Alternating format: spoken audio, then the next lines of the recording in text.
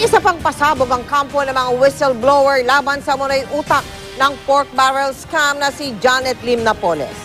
Mayroon daw aabot sa kalahating bilyong pisong dummy account si Napoles sa isang kooperatibang para lamang daw dapat sa mga miyembro o kamag-anak ng nasa Armed Forces of the Philippines.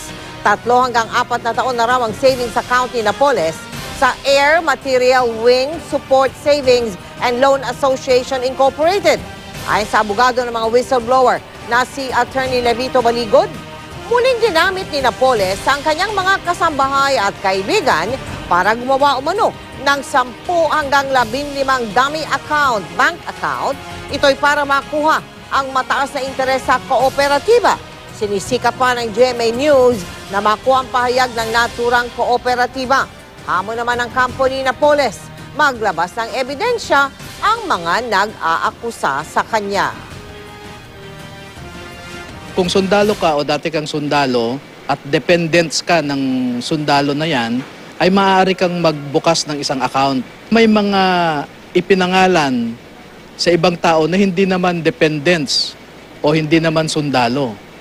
Katulad ni, si Ginang Gertrudes Loy at saka si Benhar, hindi naman naging sundalo ang mga yan.